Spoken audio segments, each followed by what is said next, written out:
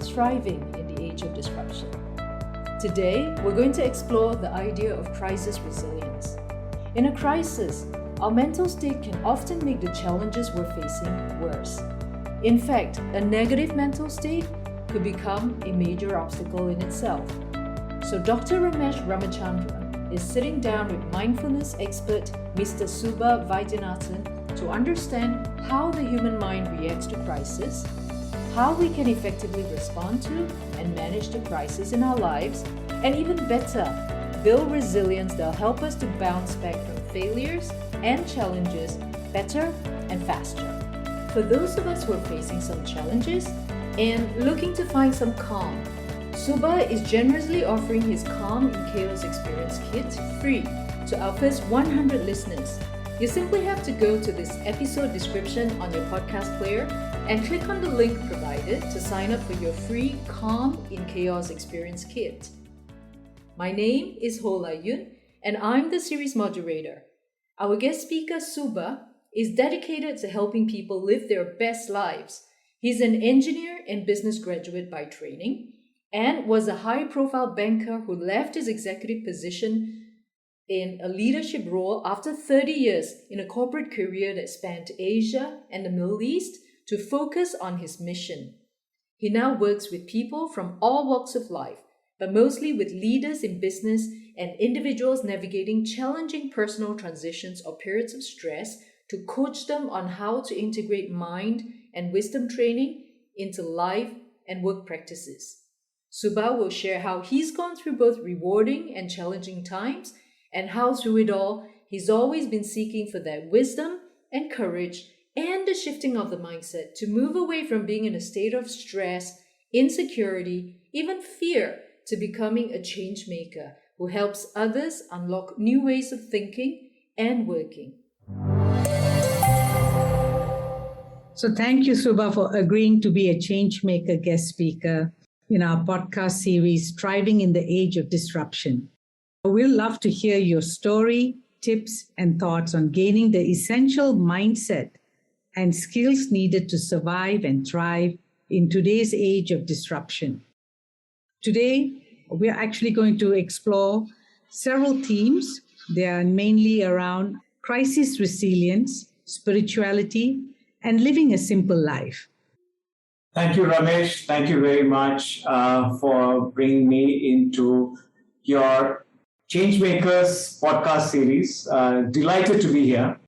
From my early days in India, I came to Singapore just after September 11 happened, the 9/11 incident that we all remember. I have spent most of my time all over Asia in the world of banking. I came here into an exciting world of banking. I've been rather part of multiple crises in the industry itself, the global financial crisis being the biggest of them.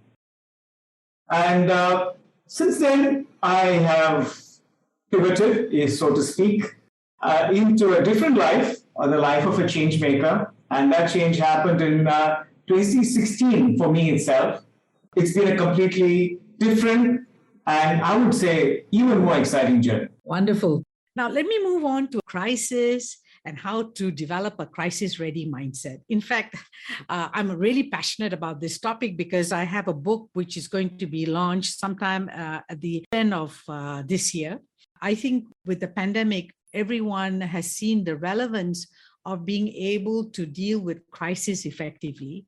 And one of the words that comes up regularly with regards to crisis is resilience. Resilience is the capability or the capacity to recover quickly from some kind of adversity or failure. It's an innate kind of toughness. And through this process, we get the opportunity to grow and develop. Now, it doesn't mean that if you're a resilient person, you don't experience stress or emotional upheavals. It's just that you're better able to tap into your strengths and seek some kind of support.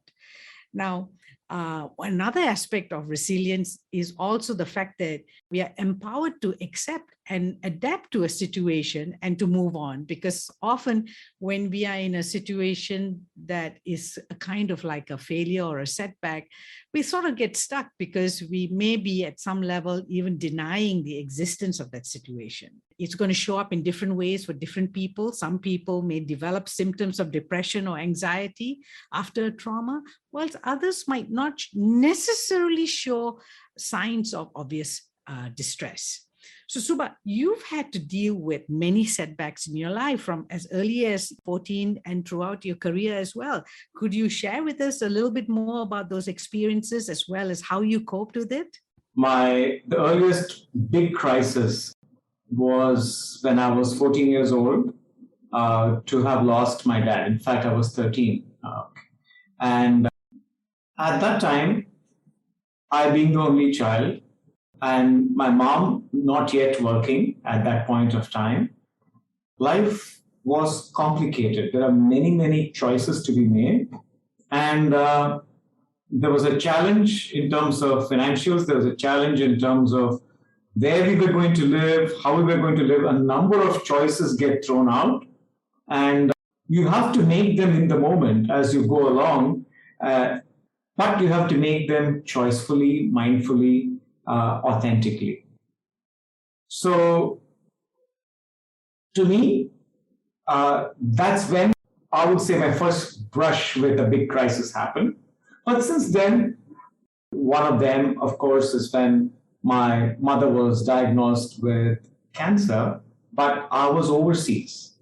And we had to make again a choice of, do we stay on and let her kind of heal herself, or whether we make the choice of moving and being with her. And we took the second choice.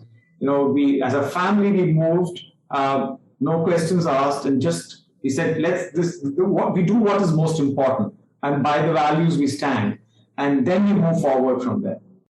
Then the question of having come to Singapore, I faced one crisis after another. One was the dot-com crisis, then was the SARS, then was the global financial crisis. So a series of those, all having significant impact on the banking industry. And then finally now, when I thought I had seen it all, then is the whole pandemic, right? And all of them, the textures are different, the contexts are different, but the common theme is that there is a change forced upon you. That you are forced upon to think differently, to act differently, and to make choices which are not the same old, same old. Because that same old is not going to move you forward. Actually, it will crash you. So fundamentally, I think in any crisis, we have to accept the fact that there is a big change that is being thrust upon me, but I still have the power to choose which way I go. Because every big crisis comes with a new set of choices. And if we are mindful about those choices, we can thrive and come out of that crisis taller and stronger. The second thing that I learned as a lesson is that as humans, we don't want to change, because change is also kind of, energy inefficient, too much of effort, all of these things have to happen, right? So, yes. Change happens only when there is a crisis. Big change happens only when there is a crisis. That's right. I love your description of what happens in a crisis. Number one, it is a change to the status quo, and it's a big change. Number two, it presents us with choices. And number three, we have the power to choose, although it may seem in that situation, we don't have any power. So given that we as humans generally don't like changes to the status quo, I think a crisis is a great opportunity, because it sort of forces us to change. What do you think about that? Exactly. Exactly. And when you look back of how you grew wiser, how you grew stronger, how you grew taller, it will all link back to a particular crisis in your life. So sometimes these days it's also how you grow healthier is also linked to a health crisis, because otherwise we continue to lead unhealthy lives. So in every aspect, a crisis is a stimulus for change. And the only thing is it's forced upon you. So you have to have a mindset as to of not to say why me. The moment you say why me, you're gone, you're finished. But you should say that yes, it is here and now, and there's an opportunity for change. And what opportunities is this throwing up? If we were to look now at some possible practices or tools that we can develop as part and parcel of our daily life, because when a crisis hits us, the hardest thing is actually to be able to think and to be objective about what's happening without being sucked into the drama. And what is it that you would recommend in terms of tools and techniques? So first of all, I want to speak about the science of this. So when we are in a crisis, our amygdala is hyperactive and our adrenaline levels are very high. We are trying to fight our way out of the situation or run away from the situation so that we don't get hurt. But unfortunately, when the amygdala is so active, our cognitive part of our brain, the prefrontal cortex, is not able to function at its best, or at least it's not able to contribute to the situation. And we're not able to make decisions based on our cognitive self. So the first most important thing I would recommend, and this is based on my life experience and the people that I work with, what I share with everyone is we have to find a way to moderate the adrenaline and calm the amygdala so that there's an opportunity for us to engage our cognitive self. So for this, there are a variety of things. It depends on each person, whether you like to do this through exercise, you like to do this through meditation or mindfulness practices, you like to do this through art or creative work, so what all through service. So in different ways, you take the, the anxiety energy out of you, the fear energy out of you, so that you're able to calm your mind first. This is the first thing that everyone has to do, because otherwise the choices you make will be based on anxiety, will be based on fear, will be based on frustration. So the choices you make are most likely going to be erroneous. So this is the first step. You have to find your own toolkit to calm yourself. And towards this, of course, I teach a lot of mindfulness practices. So that's what I encourage people to do. And combined with things like journaling and fasting and things like that, how they're able to find. Oh, I so loved that piece that you shared with us about fasting when I was attending your mindfulness sessions. You had something like 5 of them, and all these fasts are really valuable. We can practice it at different times in our lives, and it's an opportunity to create space. But what would be perhaps useful for our listeners today is if you could share an example of how you facilitated for someone to create space in dealing with a crisis. So yesterday I was with someone who's making a life choice, very senior executive.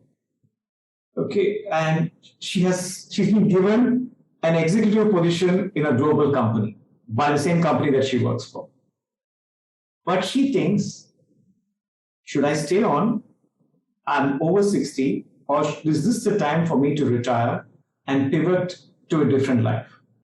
So the first thing I told her is you need to spend a weekend in silence.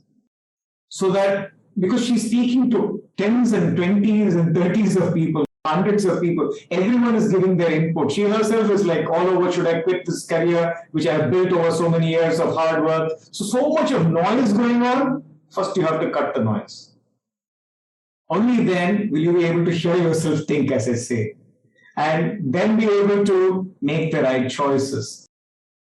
Imagine making most important decisions of your life in a noisy place. Okay, our life is noisy. We just have to first calm the noise. So that's the first step. The second is, I genuinely think we have to find what holds meaning for us. So this time, it's important for us to have done the preparatory work on knowing what is meaningful for us and what values do we hold. Because every choice has to be aligned with meaning and values. I call it heart and soul. So it's not just enough for you to think logically, it has to be aligned with your heart and your soul. You have to have something which holds meaning and something which is aligned with your values. That becomes your second kind of, if you will, second pillar and the second step that you're working on. The third, and this is very important, and this is where most people fail, is the courage to make that choice and walk that path. These three, I would say, are the steps that you have to take every time a crisis hits you. Calm yourself, check in with what holds meaning and what is aligned with your values. Then find or construct that courage. This is what I teach, how to construct courage to walk that path. Thank you, Subba. I find your 3 steps of thinking through a crisis really insightful and very easy to remember. They're the 3 C's of calming yourself, checking in with your heart, and aligning, and finally working up the courage to change. And Dr. Ramesh, in your new book, The Big Jump into Crisis Ready Mindset, you will describe the 4 steps of a crisis ready mindset. Could you tell us what they are? Step 1 is awareness. There is some reaction going on. We are experiencing some kind of emotion. It can be anxiety, it can be depression, it can be frustration, it can be anger. The most important piece at this point is to be able to connect to those emotions and understand that we are in a state of reaction. And so the kind of thinking that is required in this state is a thinking that I call as reflection and a thinking which requires us to introspect. The ability to connect to our inner state doesn't necessarily come naturally. It is something that we have practiced so that we allow ourselves that thinking space to make that connection that what we experience as negative emotions or feelings is actually indicating that we are in a reactive state, and that reactive state is actually highlighting to us that there is a physical setback or a physical crisis that we are dealing with. So in step 2, which is all about acceptance, the thinking that we have to do here is really very critical, because we have to move our inner state from that of reaction to reflection. And honestly, there are no 2 ways about it. It requires us to take personal responsibility for our role in that situation.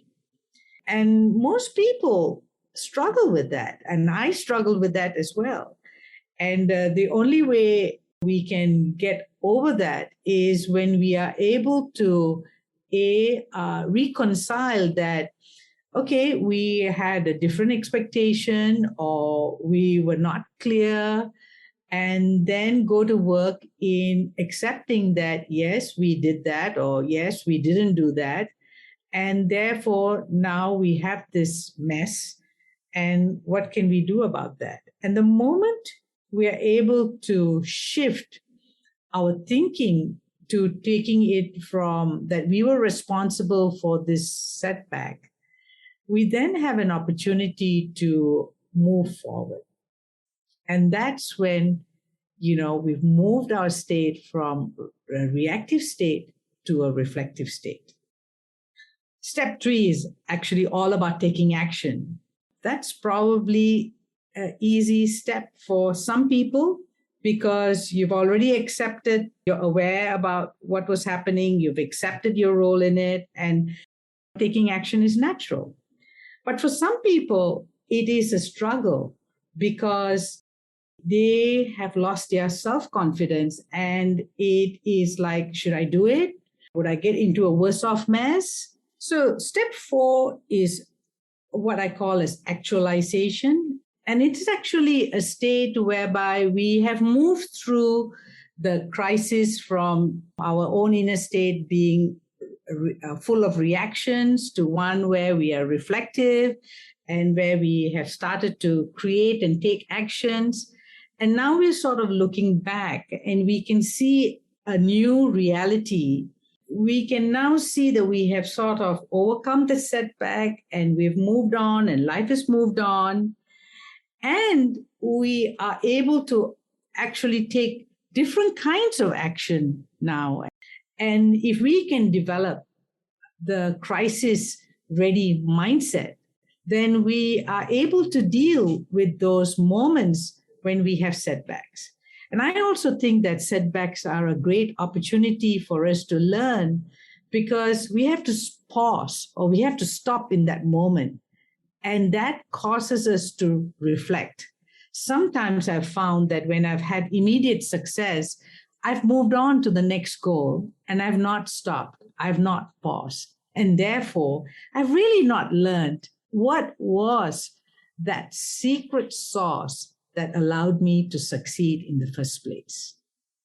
So I invite each and every one of you who's listening to be open to looking at your crisis and your failures and your setbacks from a different mindset, from looking at it as an opportunity to learn so that you can have sustainable success.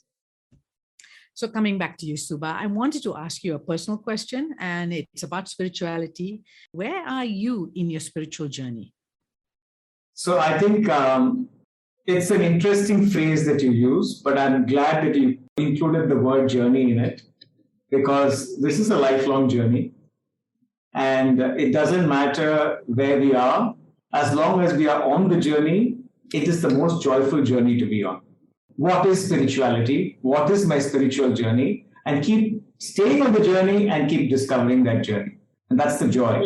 Never to stop and just to keep on walking the path or driving along the path. That's the beauty of this journey.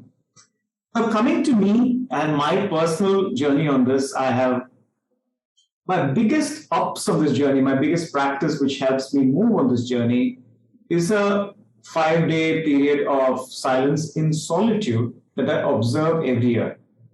I have observed it for 16 years now, and this will be my 17th year. I remember distinctly that the first time I observed it was the year of the tsunami, 2004. Somewhere between Christmas and New Year is when I observed this silence and solitude. And it is that which helps me find my next step on that spiritual journey. So for me, it is about, first thing, to get better at living true to myself. The second step is improving what is true to myself, stepping that up, raising the bar on that. And the third step, as I mentioned to you earlier, is finding that courage to step up, to jump higher, and to walk taller, and to climb higher. But in all this, I want to say that it's mainly focused on self-work. As you would have noticed from everything that I said, there's nothing about religion in this. It's more about connecting with my authentic self and staying true to my values. Yes. So I think a lot of people do have the question at some point in their life in terms of who am I and what is this journey about? I think one of the most important share that you have made here is that it is a personal journey for each one of us. There's no right or wrong. And I really loved it that you pointed out to me that given that it's a spiritual journey, there's no marker right now. And how you described it in the 3 steps, living true to yourself as the journey. And then the step 2, which is then as and when your confidence arises, to raise the bar, because, we are all wanting to be the biggest possible self. And the third step is that we have to deal with digging deep in to find that courage to step up, to grow taller, to jump higher, because it's not natural. As long as there's a gap, That's right. there is something that we have to push up with. That's right.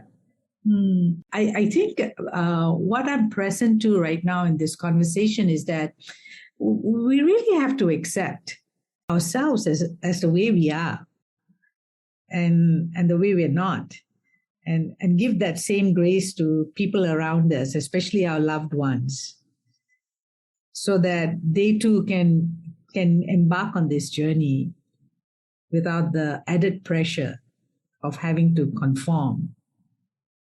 Yeah, conform to what becomes the question. When you have systems and frameworks which are themselves being questioned of whether they are the right way forward, whether it's to do with the environment or whether it's to do with social constructs or whether it's to do with political constructs or to do with economic constructs, whether they are working for us in the way they should.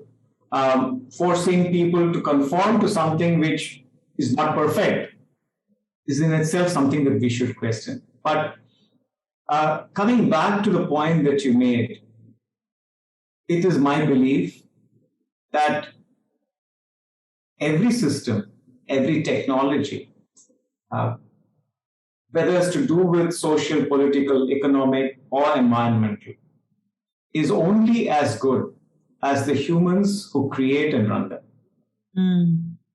And if the humans at the center of all of this are imbalanced, are based on fear, or based on insecurity, or based on something which is not authentic, right? So the environment burns, the society burns, then we get into all kinds of issues. And perhaps it is why we are where we are as humanity collectively, with the largest number of refugees out there since World War I.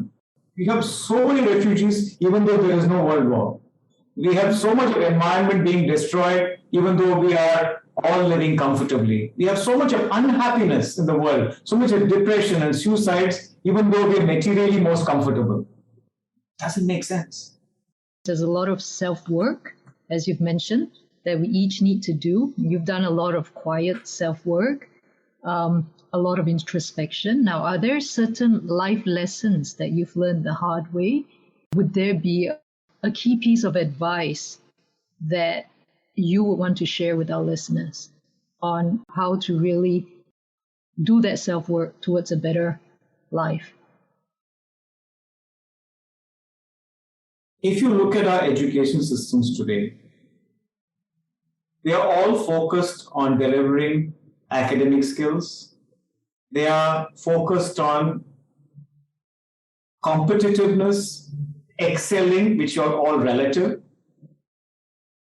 If you notice, even whether it's a school or at the university, it's the same. And it's the same way in which organizations also perform. They compete with each other. Within the organization, people compete with each other. It's all seen this way, that, to say it differently, so the outcomes we're seeing are that way. But on the other hand, if we were to say we want a world of cooperation, we want a world where people feel strong in who they are and work with each other, then we have to make people feel that being who they are, like what Ramesh said, is what is most important. Being authentic to who you are brings value to the society, not being someone else. If we can let them be who they are, I believe every human will then collectively construct that new system, which is required. But we have to give as an individual, we have to find that confidence. As a parent, we should be able to give that strength to our child to respect them and to allow them to make those choices from the time they are small, to let them choose the clothes they wear, choose the activities they want to go to. Kind of give them choices, make them feel that they have the freedom to choose, and their choice, which is made authentic to them, is what is best for them and for the world. And then progress from there. So, moving forward a little bit more, do you think we can live a simple and meaningful life? I think the words there are very powerful. If we know what is meaningful to us, then we can live a life which is true to that, which becomes a simple life. If we did not know what is meaningful to us, we are filling our life with so many things that it's no longer simple either for us or for the world, because we are carrying so much baggage along. Does that make sense? Absolutely. I think it's so beautifully put.